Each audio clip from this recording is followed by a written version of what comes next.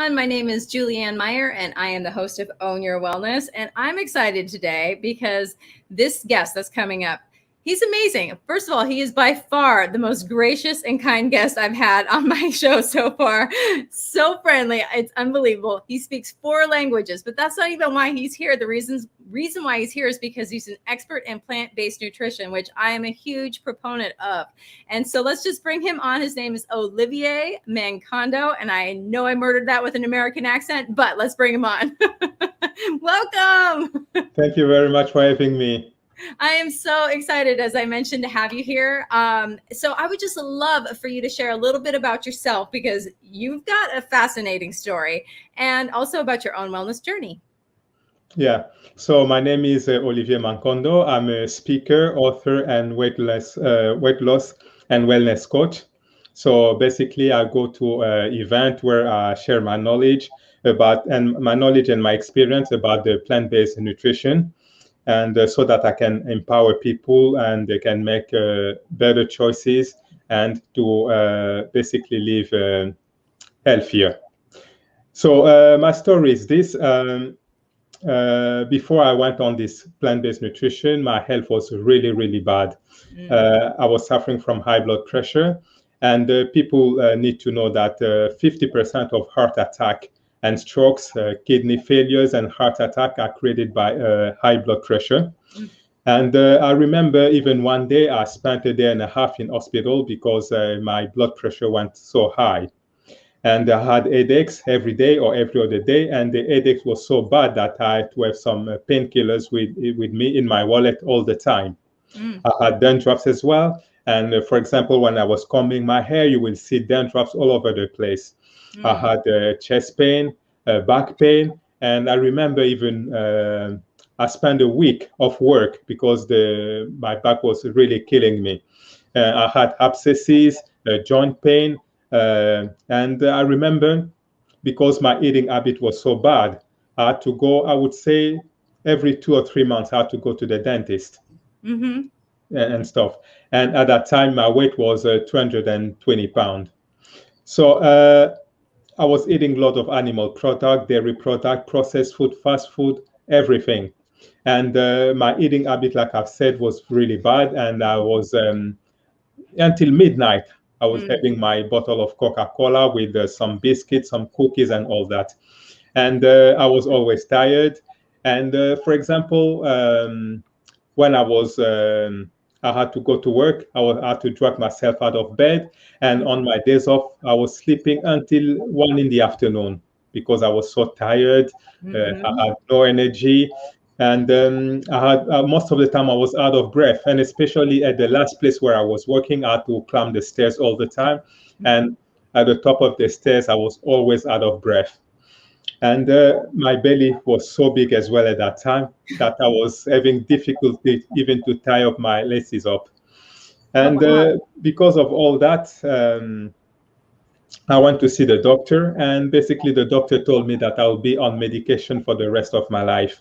But I don't know for what reason, even though at that time I didn't know what I know now. But I said instantly, I said, no, I can't go on take medication for the rest of my life. And he asked me what I will do. I said that I will try to do some sport. And I joined a karate club to try and reduce my blood pressure. But it didn't work. And so I was on a lot of medication that I was buying over the counter. For example, paracetamol, ibuprofen, and some medication to deal with my heartburns and stuff like that. And in 2016, I was watching a program on YouTube. It was by Indian yogi, and he was talking about how do we eat consciously. And in the program, he was saying that if we go on a plant-based nutrition, we stop all the animal product, we will be able to stop 70% of the chronic diseases. And I said, okay, I have nothing to lose, I will try that. It was on a certain Wednesday that I saw the program. I told my wife that I would stop eating meat. On Thursday, when I came back from work, I asked her to cook my last meal of meat. Mm-hmm. On Friday, I started, and it's been now 5 years. I've not had any animal product, dairy product, and stuff like that. And then when I went on this way of eating, basically all the chronic diseases that I've had are completely gone. I don't suffer from high blood pressure anymore, no backaches, no headaches. And for the past 5 years, I've been to the dentist once. Wow. While I was saying that it was every 2 or 3 months that I was going. Yeah. And so basically everything has been gone. And for the past 5 years, I've not been sick a single day, not even the cough, the flu, the cold, nothing at all. And I've been able as well to slow down my aging process. So when people see me, they think that I'm in my late 20s, but I'm actually 51. No way. Wow. I'm 51. You definitely have slowed the aging process. You do not look 51. Yeah. Yeah. So basically, that's my journey. So, I love that you were able to make this commitment and stick to it. And a lot of people, it's not that easy for them. I mean, I'm not saying that it was easy for you to stick to it. I'm just saying that you did. You managed to, keep doing it. And as somebody who is very aware of nutrition as well, I know that people go through withdrawals, and people are literally addicted to animal products because of the fat and all. I mean, there's a bunch of different ways that people are addicted, actually physically. But how did you go through that like withdrawal period, or even the mental part of it? Like, I can't eat this anymore. I mean, how was that for you? Yeah. So I went into a healing crisis because I went cold turkey. Mm-hmm. So the first week was really, really bad for me. Mm-hmm. So, for example, for 3 days, I had massive headaches that I've never had in my entire life. Yeah. I had, like I said before, I had abscesses. So I had more abscesses, more cold sore. And then because my joints were aching, it became even worse. So for an entire week. And I remember 3 days into it, it was so scary that my wife even asked me to stop. But I said no, because I had that commitment, I will go ahead. And after that, after a week, things started to get better, and there was no problem anymore. And that's why a lot of people, they don't know that when you have been eating so badly, you had lots of toxins in your body. When you go through, you change your diet, this is how your body heals. You will go through a healing process where you will feel very bad. And when you get out of it, your health will start going up, and you will get better and better. I mean, that's a really good point too, because it's just an indication of how bad you were actually eating, because you don't get headaches from vegetables. You know what I'm saying? And if you're literally having withdrawal symptoms, and that's what they are, withdrawals, and also, cleansing those toxins out, of course, which is painful, or, it definitely is not fun. That's an indication of how sick it's actually making you. Yeah. When you agree, it's scary to think that it's food. And especially, I mean, in the United States, it's called the standard American diet, SAD. Yeah, SAD. yeah. I mean, it's not sad for no reason. Yeah. So what are some of the things, I mean, obviously, you mentioned that you don't have any of those issues any longer. Yeah. But I mean, did this start happening as far as like, what kind of small things did you notice in the beginning? Like, were you starting to sleep better?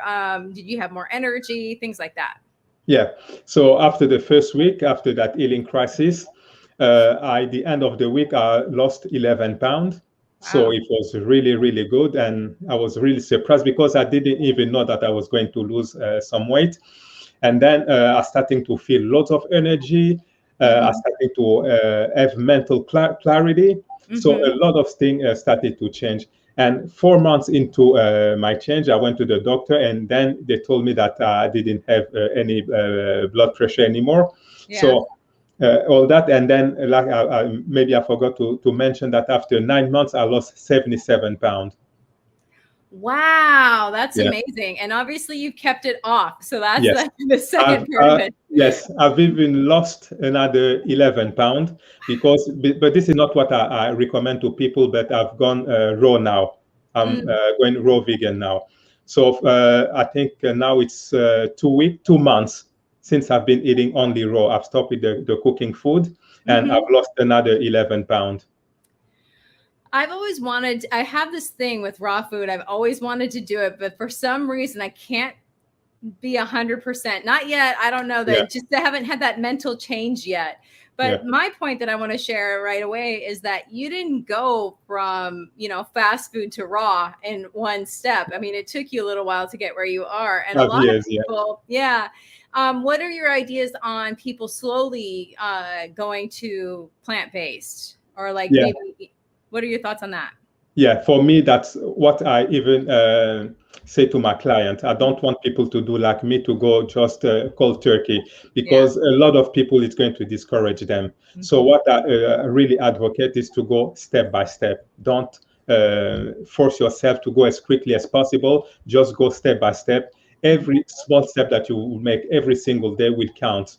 So I don't ask people to go cold turkey. That's not the good way, because like I've just said, if you've been eating the wrong food and you go cold turkey, you can have lots of side effects, lots of healing crisis. And for other people, they will start smelling bad, breath. A lot of things can happen, and this will discourage them. That's why I really, really want people to go step by step and not to go cold turkey, just like I've done. Because if you want to go cold turkey, you need to have you need to take a very good decision and not change it.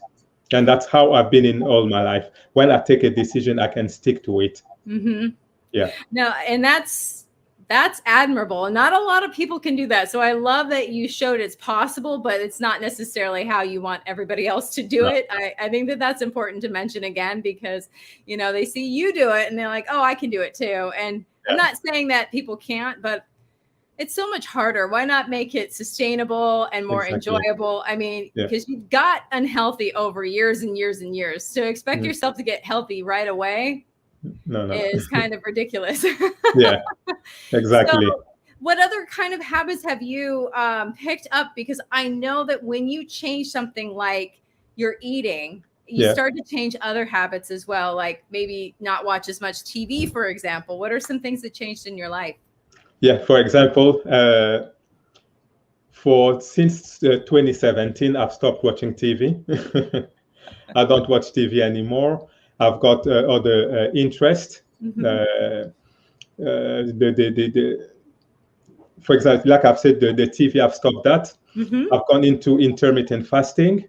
So so every day, and I do that differently from people, because people, when they do intermittent fasting, they stop eating for 16 hours and they eat for in the 8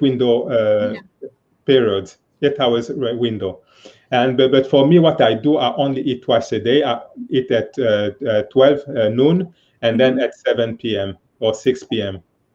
And why do I do that? And in between, I don't have any snack, because 80% of our energy I spend to digest food. And when people graze throughout the day, the body cannot heal and cleanse. It's like when you have your car, you can only, if you take it to the garage, you can only drive it when it's not at the garage. And this is exactly like the human being, the human mechanism. You can it can only cleanse and heal when it's not digesting food. But in our culture, in our society, they encourage people to eat all the time, and this is not good. Your body will not be able to heal and cleanse. That's why I only eat twice a day, and in between, maybe I will only drink water, and maybe I'll have a cup of tea, but it's rare. It's only mostly water. That's another habit that I've been able to pick up. Yeah. I've never heard anybody use the car analogy before, and that is very descriptive. I love that so much, because it really shows like, oh yeah, you can't, if it's being fixed, you can't drive it. So oh, that's beautiful. So I know for me, water is extremely important, and people don't understand the importance of water. So since that's something that's important to you, would you like to expand on that a little bit about why it's so good to drink water? Yeah. Why we need water is because, first of all, our body is 72% water. And a lot of function to be executed need water. So, for example, when you breathe, you are losing water. When you perspire, you lose water. And it's very, very important to be able to be hydrated. And things like all the gastric juices that you need to produce, all the blood and all that. So you really, really need water.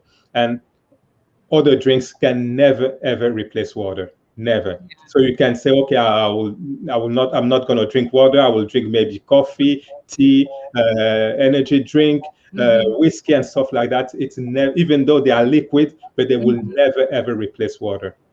So water is really, really important. And what I advise as well people is to drink filtered water, because in our water they put fluoride, they put chlorine, and all these things are linked to cancer. So you need to filter your water. That's, yeah. I've had water experts on the show. So besides that, you're the only other person that's mentioned something about the quality of water. So I really appreciate that, because it really is important.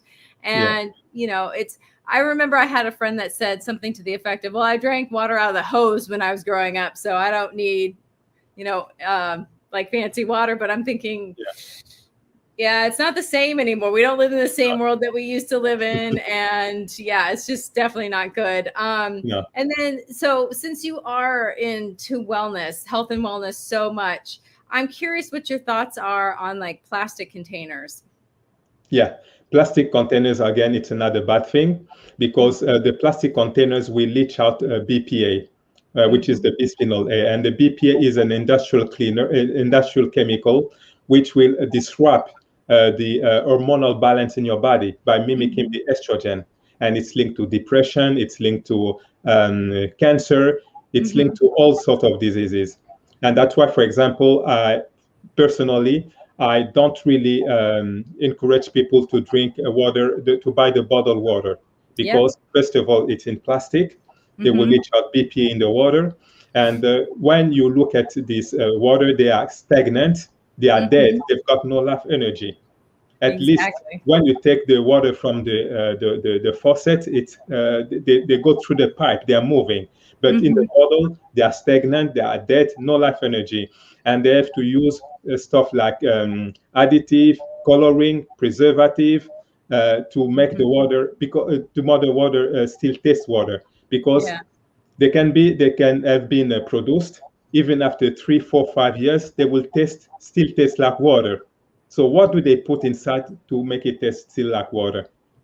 So that's why I really, really take a step. I don't like really bottled water, and exactly for the plastic, which leads to BPA. And it's bad as well for the environment. It is. But the funny thing too is, like, water shouldn't have an ingredient list. It's like a fruit, fruit doesn't have an ingredient list. So water shouldn't either. So I'm with you 100%. Did you know though, that in the United States, the number one thing that people ingest as a whole is plastic? That's the number one thing that people ingest in the United States is plastic. Over everything and all different kinds of food, the number one thing is plastic. And that is absolutely disturbing to me. But I mean, it makes sense, because there's microwaves, there's the bottled water, all sorts of heating things up, and just everything comes in plastic if you're buying some sort of processed type food. But anyway, so my question then too is, a lot of people, when they're attempting to change their diet, all they can focus on is, I'm giving up this, I'm giving up this, I'm giving up, and not really focusing on what they're gaining.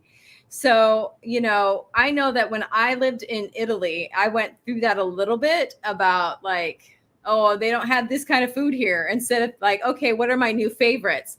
So what would you say to somebody who, maybe is struggling with like finding new foods that they like? Yeah. So what I can say to these people is that, first of all, you can buy yourself a recipe book where you can learn lots of things, lots of new recipe, lots of new flavors. And when you don't like something, your body can, your tongue can learn different taste. So, for example, for me, I didn't like avocado. A lot of people like avocado, but I didn't like avocado. But now that I've gone raw vegan, I started to incorporate that in my food, and they taste nice. So your taste bud can get used to different type of food. It's just a question of saying that, okay, I will try that, and the more you are trying it, you're going to see that your taste bud will adjust, and you will start liking this food. So that's the advice that I can give to people. And I love that you brought up about the taste buds, because it's true. Your taste buds literally change, and you stop craving those things that, you used to, because I used to love drinking like soda. So mine was ginger ale or Mountain Dew or something like that. But now I can't. It doesn't even appeal to me. Like the thought of it no longer appeals to me. I tried it a couple times and I was like, no. My taste buds changed completely. So those things, I just want to reiterate that you won't be craving and missing them forever. And then you get to find your new favorites also. Exactly. So, what are some other things that you've discovered that, that maybe you liked, that you were surprised? And it doesn't even necessarily have to be food. It could just be because, you've made this huge change. It opened up your mind to other things. Yeah. For example, meditation. I was not into meditation. So I've learned that.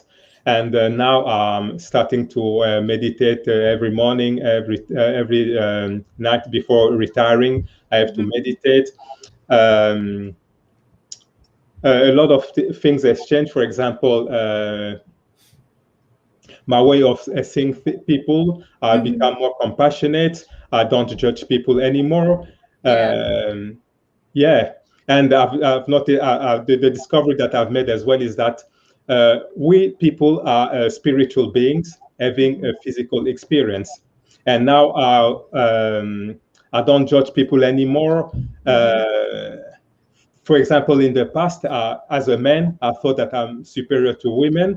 But now I've understood that that's not the case. Women are just spirit having a physical experience. So I need to consider them just as spirit and not as a woman or as a man. So a lot of things have changed in my my way of seeing things. Yeah. It's interesting to me because it's, when you think about food and the density of food, and you were talking about how like live water versus, stagnant water. And you think about meat, it's the same idea. That's not a live thing. It is dead. It is dead.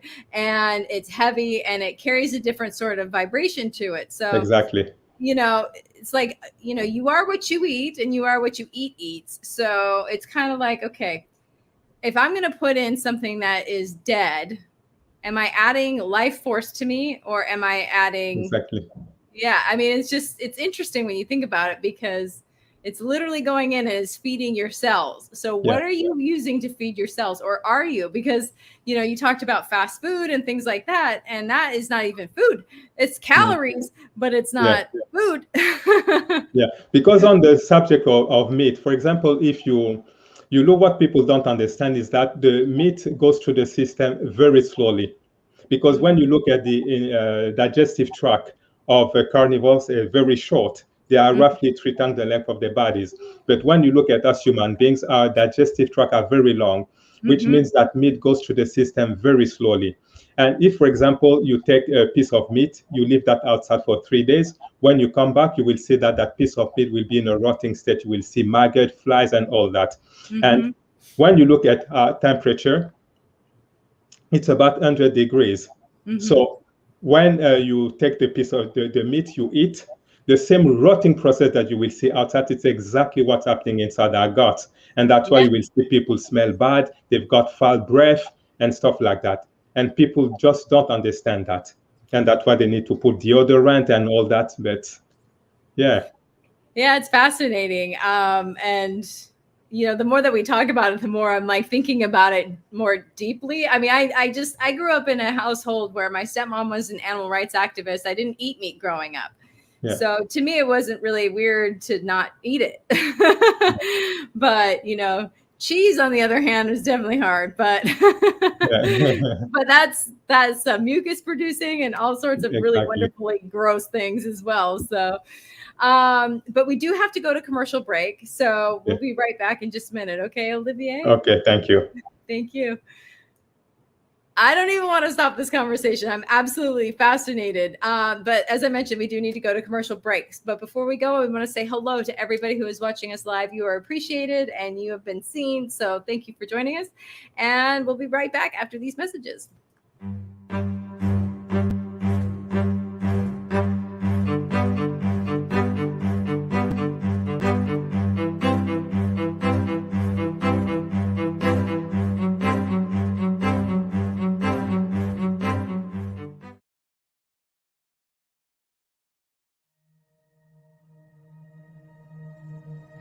Now, you can vibrationally align your aura. You can gain a larger and spiritual perspective on life, relationships, God, people, wellness, and money. You can also have moments of meditation and reflection any time of the day. And reading the thrilling, adventurous, and mystical story of Shiga will just add more faith to your daily experience of the mystery of the universe.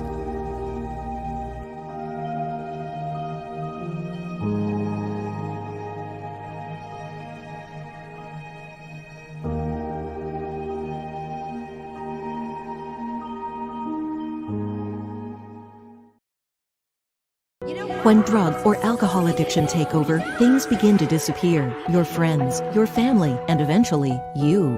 Recommended by Dr. Phil, New Method Wellness can help get your life back with individualized treatment plans for dual diagnosis clients. New Method Wellness provides the most highly credentialed treatment in a safe and welcome environment. Call New Method Wellness for your free consultation and ask about our national accreditations. Together, we can put the pieces back together.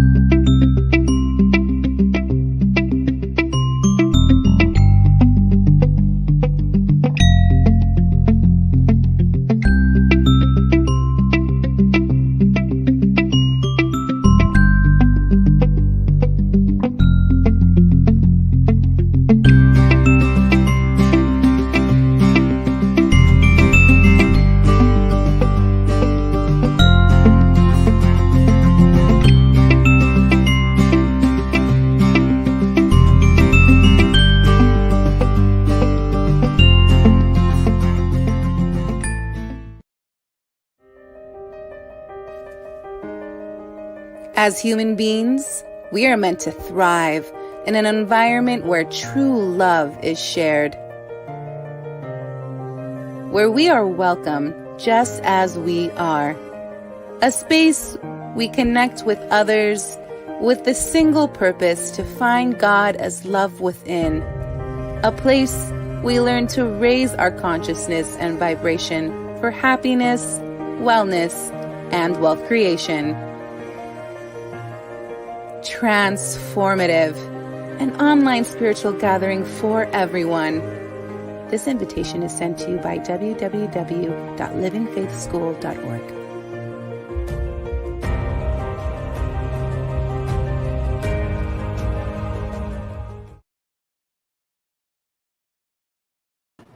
Welcome back. If you're just joining us now, my name is Julianne Meyer, and I am the host of Own Your Wellness. And today's special guest is Olivier Mankondo, and let's bring him back on. Hello, my new friend. How are you? Hello. Yeah, I'm fine. Thank you. So during the commercial break, I was thinking about something that you said, and you had mentioned, about cookbooks and nutrition. And I happen to know that you have a book. So I'd love for you to share a little bit about that, please. Yeah. So my book is available on Amazon. And on the book, basically, I wrote that book so I can reach even more people, because as my primary job is to speak, I go and speak to events, but to reach more people, I wrote the book, and the book is entitled "The Plant-Based Nutrition: How It's Going to Change Your Life." So in the book, I speak about the specific diet adapted to the human mechanism. I speak about all the adverse effect of meat product, so animal product, dairy product, processed food. And in the book as well, I talk about my own experience of losing 77 pounds in 9 months, and by adopting this plant-based nutrition. And in another part of the book as well, I speak about the how the medical system deals with the diseases, where they only try to suppress the symptoms by giving people drugs instead of addressing the root cause. And at the end of the book, I give a lot of steps to people so they can, if they follow that, they will be able to achieve optimal health and not be sick anymore. I love that. And then also, this is your website. Yeah. What can people find there? Yes. So on my website, they can go as well. And I've got an online membership club where I support members to make a lot of progress on their health journey so that they can lose weight, but mostly achieve optimal health. Because what people need to understand is that if they can have good health, losing weight will be a byproduct. Because a lot of people, their focus is only to lose weight, but you can be slim and be in bad health. Yeah. So yes, you can. yeah. So in my membership club, I give the members exclusive content every month so they can achieve optimal health, like I've said. And we have a weekly live stream and a Facebook group where we support each other. That's basically what it's all about at the membership club. So it's basically a community of like-minded individuals helping each other grow. Exactly. I love that. That's amazing. Yeah. Yeah. So everyone who's watching, you can look into that right down here at this website. So take a look. So, there's something else that I know that you are into self-improvement, and I'm curious what that means to you, and like, what are some of your favorite maybe authors or ideas? For that, for example, I've read a lot of books. For example, of Dr. Fred Bichy. Dr. Fred Bichy, he wrote, the book is called Your Health Journey. It's very, very good. And the book How Not to Die by Michael Greger. Yeah. And another very good book, which is, it talks about food, about the plant-based nutrition and all that, but it's more spiritual as well, which is The Timeless Secret of Health and Regeneration by Andrea Moritz. This is a great book, and it's helped me really change a lot of paradigm in my mind. Yeah. Okay, so paradigm. Could you explain what that word means to the audience? Yeah. So, for example, what example can I give?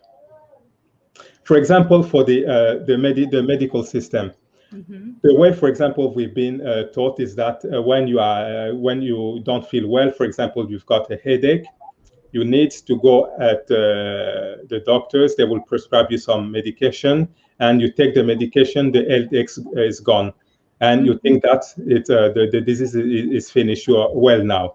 But what people need to understand is that the paradigm that I've learned is that instead of treating the symptoms, you need to ask yourself why my body is giving me headaches. That's what you need to ask. And if you go at the root cause, you try to find out why your body is giving you headaches, then you can address the root cause. And in my case, for example, I've had all these severe headaches. It's because I was suffering from high blood pressure. So taking the medication will just suppress the symptom for 1 or 2 days, and then after that, it starts again. And that's, for example, the paradigm that I've been able to shift in adopting this plant-based nutrition by reading and all that. That's a really good point too, because, you're not well. It's kind of like if you have to take some sort of pain reliever before you go out and exercise, you probably end up hurting yourself more because you're not actually well just because you can't feel the pain at that particular moment. So the absence of symptoms does not mean wellness. Exactly. And that is like one of my most favorite things, because just because you don't feel it doesn't mean it's not there. And it's such a huge difference too between, it's kind of like, it's like when you eat that way, when you eat meat and you eat things that are dead and you eat things that are not good for you, or not even real food, processed food, for example, you get so used to not feeling well that you don't even notice that you don't. Exactly. So it's really hard to quit because you have no idea how bad you actually feel. That's why I always say to people that just don't understand how it feels to wake up every morning full of energy with no pains and aches. It's unbelievable. And because people are used to that, especially in our culture, we've been told that when you age, it's normal to get sick. But I was 46, I was unhealthy. I'm 51 now. My health is optimal. So. Yeah, and you can actually age in reverse, which is pretty impressive. I mean, there is like physical proof. I mean, technically you are older by age, but physically you do get healthier and better. And there's people who are healthier when they're older than when they were younger. And I just love that you mentioned that, because a lot of people, as they grow older, figure that they've eaten that way their entire life, or the lack of movement, their entire life. And then they just assume that all those aches and pains and all those things are just a natural part of the aging. No, it's not. And that's why sometimes I'm really, really saddened. It's like, for example, when I wanted to go and speak to a certain group of people, they were over 60, and the person who was basically in charge of taking speakers told me that no, in our group we're already over 60, so there's no point of coming to change. We have already used to eat meat and all that, so there's no need for you to come and speak to us because we can't change anymore. It's too late. It's not, I mean, as long as you're breathing, it's not too late. No. So what are some misconceptions that you come across when people think about eating plant-based? I know I hear a bunch of different things, but what are some things that you hear? First of all is the protein. Where are you going to get your protein from? Because we've been bombarded that we can only have protein from animal product. But people don't understand that. If, for example, you look at the biggest land animal, it's the elephant. The elephant doesn't eat meat, but where does it got its protein from? It's from the grass that it eats, from the green that it eats. You look at the gorilla, very strong, very powerful. It doesn't eat meat. Where does it get its protein from? From the fruit and the vegetables that it eats. So people need to understand that human beings can get the required protein just by eating fruit, legumes like grain, beans, lentils, kales, and stuff like that. So you can, one of my favorite sayings is when somebody asks me where I get my protein, I almost always, depending on who it is, but I'll say something to the effect of, I get my protein where your protein gets their protein. Exactly. So why don't you go through the middleman? Let's just cut out the middle guy. There's this amazing book, and this is, I don't know if you've read this, but especially in the United States, for everybody who's watching, he's not in the US right now. And what is it, midnight? It's almost midnight where you are. That's it's 11:43. Yes, 11. No, it's 12:44. I'm in the UK. Yes. Oh my goodness. Oh my goodness. So thank you for being here so late. No problem. Very, very much appreciated. I got sidetracked, but But anyway, in the United States, there's this thing where people talk about food like it's not food anymore. They talk about it carbohydrates and fat and protein and like macronutrients versus micronutrients. It's like, what happened to talking about food? And I understand that, but to a point. But the thing is there's this obsession with protein, and there's a book out, and I can't remember who wrote it, but it's called Proteinaholic. And it talks about, how we don't actually need as much protein as, we think we do. And then the question is, who's putting this information out there? The cattle industry is paying for all of these sorts of things to be out there. So, it's kind of like you're wondering where it's coming from. It's like milk does the body good. Well, that's being paid for by the dairy industry. Yeah. So where is your information accurate? So where would you recommend people will go to figure out whether or not what they've heard is true? Yeah. So like you've just said, all these studies, most of them are biased because they've been done by the dairy industry, by the meat industry. So basically, they cannot give you good advice. It's not possible. So whenever you are on a website, you need to try and make your research to see who has paid those studies. Mm-hmm. You need to make sure that you do that. And for me, for example, I've just noticed that if you go on Google, there's a lot of information that has been censored. So, for example, the search engine that I use now, it's called DuckDuckGo. So if you go on that search engine, it's more transparent. There's no censorship, so you can find really, really good information. Wow, that's fascinating. I didn't even know that existed. That's really good to know. Wow. So what are some other things? I mean, protein is the biggest one that people always have like a misconception of. But is there anything else that you run across when you're talking to people who are new to the idea of a plant-based diet? Yes. The other thing is the thing that you will eat greens every single day. So you will just have maybe your salad with your,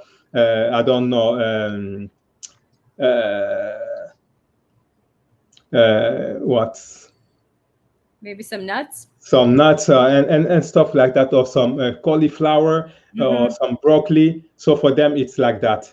But what people need to understand is that when you go on the plant-based nutrition, there are variety of food, a lot of food. And especially if you buy a good recipe book. For example, I've got a recipe book here, a vegan recipe book, and you've got 365 recipes that you can eat every single day. You can change what you eat. Yeah.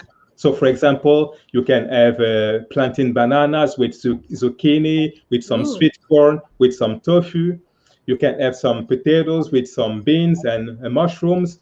You can have some sweet potatoes with some lentils and some spinach. You can have some brown rice with aubergine, with chickpeas and kale. You see that this is very varied, and people need to not think that you will only eat a very limited amount of product, and it's not going to be it's going to be the same basically, which is not true.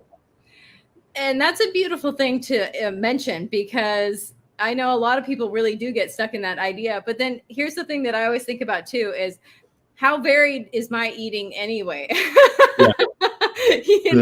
So worried about something that's probably not even going to affect me. Yeah. My breakfast is pretty much the same every day.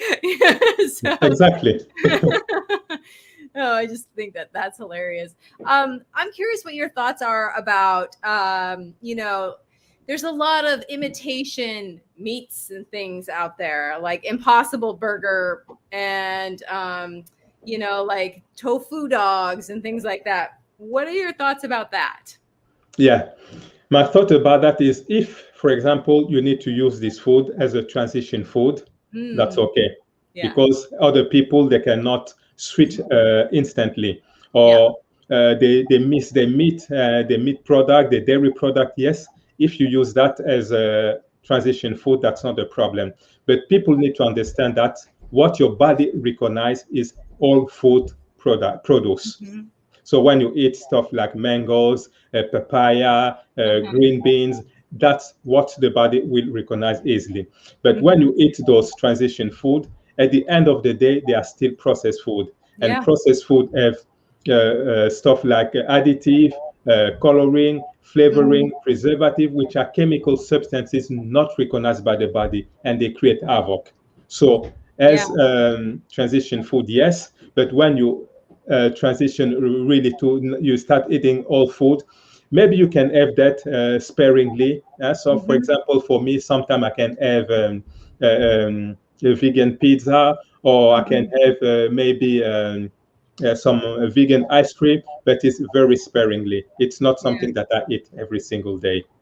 That's a really good point too, because just because you're not eating meat or animal byproducts doesn't mean you're eating healthy, because like I think Twinkies are vegan. So but my question then, and this is the one that I tend to get asked a lot, and I'd love for your input, is well, what about going out to eat? What about going over to other people's houses? I don't want to be a burden. These are things that I hear people say a lot about being plant-based. So how do you still live life without imposing your dietary restrictions on the people around you? Yeah.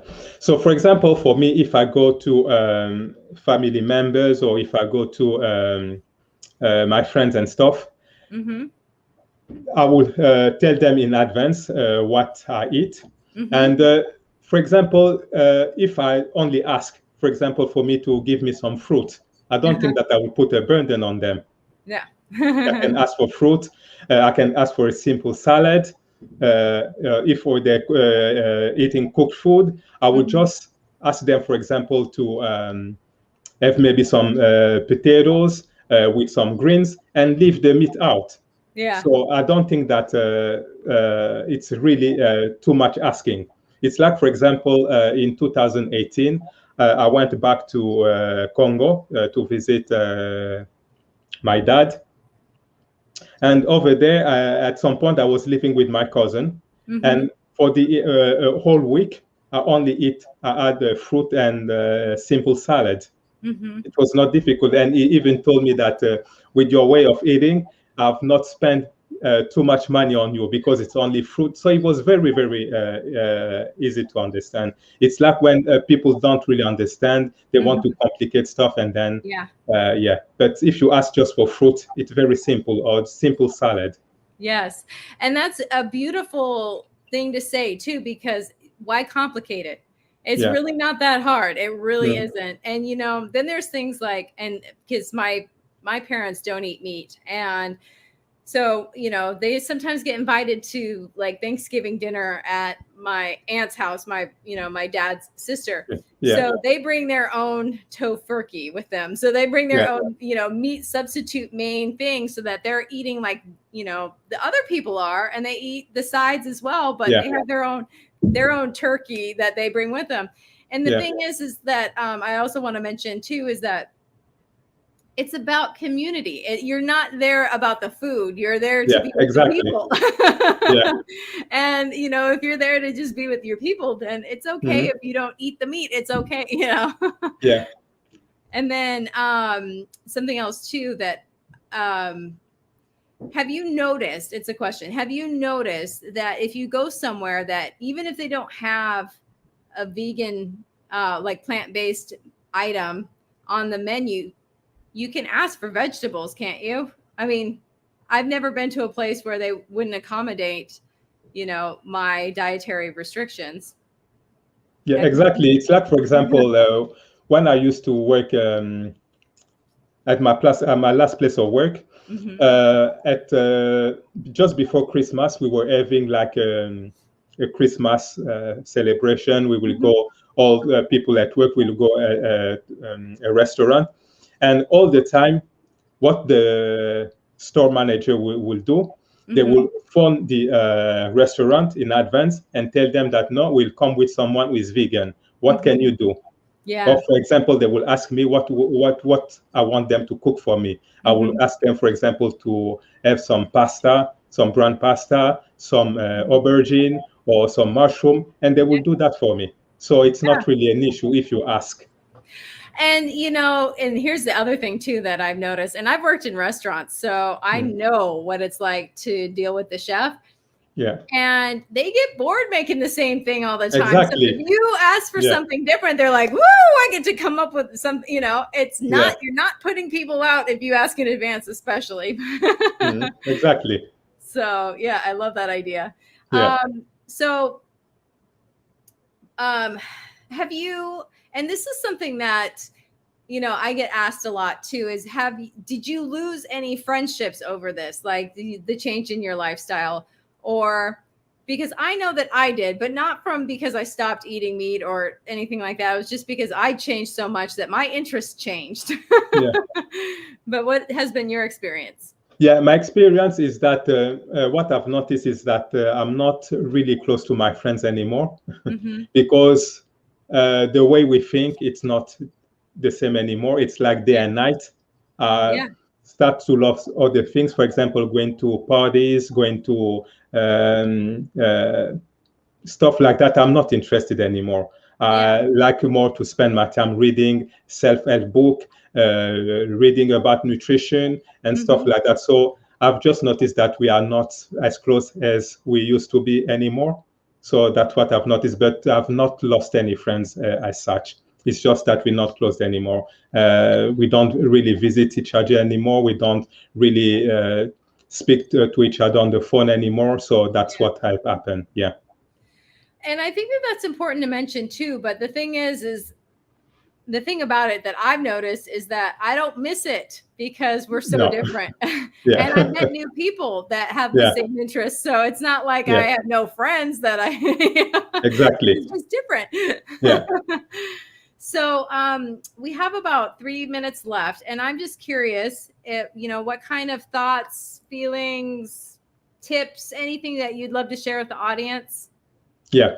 So what I would like to say is that what people need to understand is that the most important thing that we've got when we are born on this earth, it's our body. It's our temple, and we've only got one. So we need to make sure that we are in good health so that we can have a longer and fruitful life. People need to understand that their health is their wealth. And you can have a lot of money, but if you are not in good health, it's painless. So basically you will spend all your money paying your medical bills and stuff like that. So it's useless. So, and people need to understand that it's not that a normal process that you age and you become sick, your body start hurting. It's not normal. No. If you make good life choices, if you start eating the food biologically designed for the human mechanism, you will see that you will not have to go through all these diseases, all this pain, all these aches. You will be able to live a disease-free life. It's like me, 5 years, no medication, no ailment, nothing at all. So for 6 years, I've not had even a small pill, a small drug, nothing at all. And people can do that because I'm not special. People can do that as well if they want. No, I think it's a wonderful point too. And I don't like that you said you're not special because you are. But what you're saying is that you're not unique in that it's not, other people can't have the same experience. So it's true. It's not, it's something for everybody. Everybody can have that same experience if they choose. Definitely. And also, I just want to make sure that we pop up your website one more time for those people who missed it about halfway through the show. And really quick, they can sign up for your group. Can you explain that one more time really quickly? Yes, it's my plant-based nutrition membership club. They can sign up to it. Amazing. Yeah, so they will have all the support. We've got a Facebook group as well where we have like-minded people and all that. So they will have all the support they need. I love that. And that group energy, people totally underestimate it. It makes a huge difference, especially when you're struggling. So I just want to say thank you so much for being on the show. It has been an absolute pleasure having this conversation with you. I knew I was going to have a good time, so I'm sure everybody else did too. Okay, thank you, Van, for having me. I really appreciate that. Thank you. Thank you. One of these shows where I just don't want it to end, but it is the end of the hour. So we will be back next week. Thank you for joining us, everyone.